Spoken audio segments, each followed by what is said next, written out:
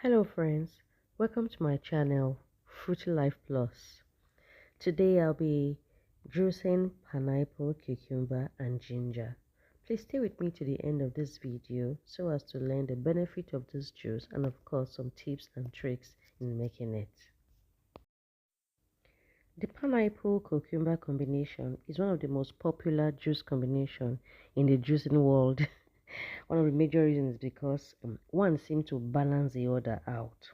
Pineapple has a lot of fructose, it has sugar, it has a high glycemic index as opposed to cucumber, which has low glycemic index.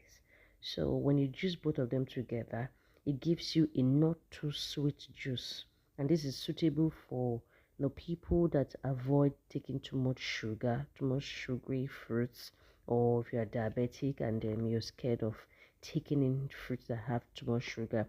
This is a very good combo. And please don't forget to add ginger. Ginger is very important. Is a game changer when it comes to making fruit juice.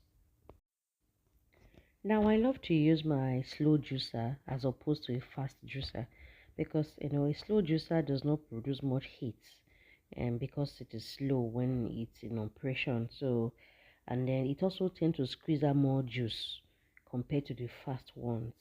So you might want to invest in it, but it's no news that slow juicers are expensive. If you don't have one and you still want to maintain good health, you can go ahead and use your blender and a very clean strainer or a cheesecloth, and you still will achieve close to the same thing.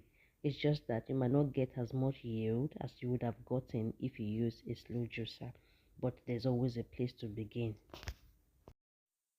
Now, pineapple and cucumber juice has, what I call realistic benefits. It is known to combat notorious abdominal fats. Yeah, if you're someone that's battling with, abdominal fats that refuse to give way, pineapple and cucumber juice is a very good way to combat it because it gets rid of waste, in your colon. It's very good for your digestive system. It does not allow waste to gather much in in the lower part of your digestive system. So it cleans out waste. If you're someone that you suffer from bloating, and for this you don't go to toilets, then this juice is recommended because once you take this juice after some hours you are definitely going to move your bowel. It's going to move your bowel. And then if you're someone that you suffer from, I don't want you, maybe chronic bloating, you can take it for like a period of 2 to 3 days, and then it's going to clear out your system. It's going to clear out your system. So when it comes to getting rid of abdominal fats, or when you are tending to your colon health, this juice can be very helpful.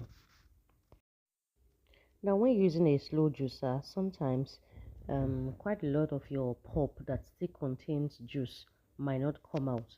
And so what I do, watermelon to the rescue. I always have watermelon with me. So I slice my watermelon, and I cut out the back part, especially when I know that I actually want a juice that has a green hue. So I don't juice the flesh.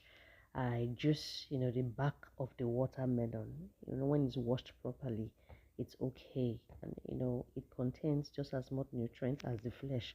So because it's of this hard nature, it helps me to push down, the pulp that's inside the juicer, and like that, there's no part of my fruit that's wasted. So you can see that I've pushed out quite a lot of my pulp, so that I can get much of my juice. And of course I juiced the remaining part of the watermelon, off camera, and I enjoyed it as well. So aside weight loss and then for your colon health, this juice, pineapple and cucumber combination, is very good when it comes to anti-inflammatory. It has an enzyme called bromelain, and bromelain is notorious for combating inflammation.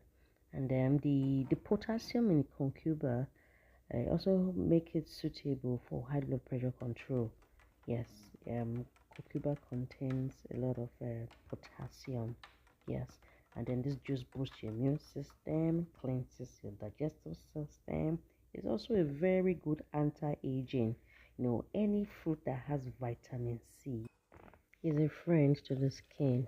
So make it a habit of juicing pineapple and cucumber with ginger, every other day. Though it shouldn't be every day. I will tell you in my next video why you shouldn't juice every day. Just watch out for my next video. Now, so after I've poured my juice into my jars, there's still one thing I need to do here. I need to add lime. I need to add lime to my juice. In my previous video, I told you the importance of lime or lemon, if had any citrus fruit in your juice. It serves as a preservative for your juice. And it gives it this burst of vitamin C in case the other fruits they don't contain as much vitamin C.